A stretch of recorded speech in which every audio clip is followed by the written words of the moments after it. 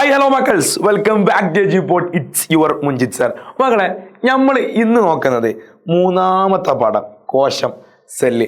ഈ ഭാഗത്തിൽ ഒരുപാട് മക്കൾക്ക് കൺഫ്യൂഷൻസ് ആയിട്ടുള്ള, സ്ഥിരമായിട്ട് ആവർത്തിച്ചിട്ട് 2 മാർക്കിനും 3 മാർക്കിനൊക്കെ ചോദ്യം വരാറുള്ള പ്രധാനപ്പെട്ട ടോപ്പിക്ക്, ബഹുമാനപ്പെട്ട ആനിമൽ ടിഷ്യൂസ്, നമ്മുടെ ജന്തുകോശങ്ങൾ, ജന്തുകലകൾ എന്നുള്ള ടോപ്പിക്ക്.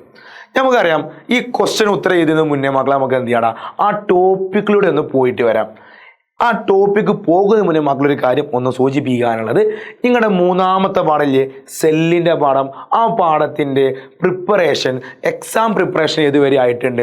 പക്ഷേ ഓക്കെയാണ്. സെല്ല് എനിക്ക് ഏകദേശം അറിയാം, മൈക്രോസ്കോപ്പ് അറിയാം, അതിൽ തന്നെ കോമ്പൗണ്ടും ഇലക്ട്രോ മൈക്രോസ്കോപ്പിനെ പറ്റിയൊക്കെ അറിയാം, സെല്ലിൻ്റെ ഭാഗങ്ങളൊക്കെ അറിയാം കേട്ടോ. പിന്നെ ജന്തുകോശങ്ങൾ അറിയാം, സസ്യ കലകൾ, മെരിസ്റ്റമ കലകളൊക്കെ അതൊക്കെ എനിക്കറിയാം. ഇങ്ങനെയാണെന്നുണ്ടെങ്കിൽ ഒരു ഗ്രീൻ ഹാർട്ട് കമൻറ്റ് ചെയ്യാം. അതല്ല മാഷെ കുറച്ച് എന്തൊക്കെയോ അറിയാം, അങ്ങനെ ഒരു പിങ്ക് ഹാർട്ട് കമൻറ്റ് ചെയ്യുക. അതല്ല മാഷേ പൊട്ടി, 8 നിലയിൽ പൊട്ടി, എങ്ങനെയൊക്കെ പൊട്ടുമെന്ന് അറിയില്ല മാഷേ, പൊട്ടാൻ സാധ്യതയുണ്ട്, ഇങ്ങനെയെങ്കിൽ റെഡ് ഹാർട്ട് കമൻറ്റ് ചെയ്യാം. മക്കളെ, സത്യസന്ധമായിട്ട് കമൻറ്റ് ചെയ്യണം. നിങ്ങളുടെ റെസ്പോൺസ് നോക്കിയിട്ട് വേണം ഇതിൽ നിന്ന് കൂടുതൽ വീഡിയോസ് ചെയ്യണോ, ഇനി അതിൽ ലൈവ് കൊടുക്കണം ഒക്കെ നമുക്ക് നോക്കാൻ വേണ്ടിയിട്ട് കേട്ടോ. സോ മക്കൾസ്, ഇപ്പോൾ തന്നെ കമൻറ്റ് ചെയ്യുക, ക്വസ്റ്റ്യനോട്ട് പോവാം. ഇതാണ് ക്വസ്റ്റ്യൻ കേട്ടോ. നമുക്ക് എന്ത് ചെയ്യണം, ആദ്യം ഇതിൻ്റെ കൺസെപ്റ്റ് നോക്കാം അല്ലേ. എന്താണ് കൺസെപ്റ്റ്? ആനിമൽ ടിഷ്യൂസ് 4 എണ്ണം ഉണ്ട്, ജന്തുകലകൾ 4 എണ്ണം. ഏതൊക്കെയാടാ? എപ്പിത്തീലിയൽ ആവരണ കലകൾ, കണക്റ്റീവ് സംയോജക കലകൾ, മസിൽ ടിഷ്യൂ പേശി കലകൾ, ആൻഡ് ന്യൂറൽ ടിഷ്യൂ നാഡീ കലകൾ. ഓരോന്നോരോ നമുക്ക് എന്ത് ചെയ്യാം, സെപ്പറേറ്റ് എടുത്ത് പഠിക്കാം അല്ലേ. മക്കളെ ഒന്നേടാ, എപ്പിത്തീലിയൽ ടിഷ്യൂ എന്ന് പറഞ്ഞാൽ എന്താ, ആവരണ കലകൾ എന്ന് പറഞ്ഞാൽ എന്താടാ, നമ്മുടെ ആന്തര പ്രതലങ്ങളെ കവർ ചെയ്യുന്ന അല്ലേ, ആവരണ കലകൾ ആവരണം ചെയ്യുന്നു. മക്കളെ നോക്കാം, ശരീരത്തിൻ്റെ പ്രതലങ്ങളെയും ആന്തരിക അവയവങ്ങളെയും പൊതിഞ്ഞ് സംരക്ഷിക്കുന്നു, ആവരണം ചെയ്യുന്നു. റെഡി. അടുത്ത എന്താ? Help in the absorption of various substance, വിവിധ പദാർത്ഥങ്ങളുടെ ആഗിരണത്തിന് സഹായിക്കുന്നു. And it produces secretions like mucus, ശ്ലേഷ്മം പോലെയുള്ള സ്രവങ്ങൾ ഉൽപ്പാദിപ്പിക്കുന്നു.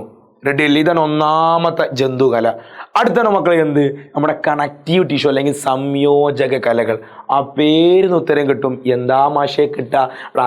സംയോജകം, യോജിപ്പിക്കുന്നു. എന്താണ്? യോജിപ്പിക്കുന്നു. നോക്കടാ, ശരീരത്തിന്റെ വിവിധ ഭാഗങ്ങൾ തമ്മിൽ എന്ത് ചെയ്യുന്നു, താങ്ങ് നൽകുന്നു, വിവിധ ഭാഗങ്ങളെ തമ്മിൽ ബന്ധിപ്പിക്കുന്നു. Provide support various parts of the body and connect various parts of the body. നമുക്ക് എക്സാമ്പിൾ പോലെ പറയുന്നുണ്ട്, bone, blood, fibrous tissues, etcetera connective tissues. അസ്ഥിയും രക്തവും നാരുകലകളും എന്താകുന്നു, സംയോജക കലകളാണ്. ശരീരത്തിന് താങ്ങും അതുപോലെ തന്നെ ശരീരത്തെ വിവിധ ഭാഗങ്ങൾ തമ്മിൽ ബന്ധിപ്പിക്കുകയും ചെയ്യുന്ന ഭാഗമാകുന്നു. റെഡിയല്ലേ? അസ്ഥികൾ ചിന്തിച്ചൊക്കെ താങ്ങ് കൊടുക്കുന്നുണ്ട്, രക്തം വിവിധ ഭാഗങ്ങൾ തമ്മിൽ ബന്ധിപ്പിക്കുന്നുണ്ട്, ആൻഡ് നാരുകലകൾ താങ്ങും ബന്ധിപ്പിക്കുകയും ചെയ്യുന്നുണ്ട്.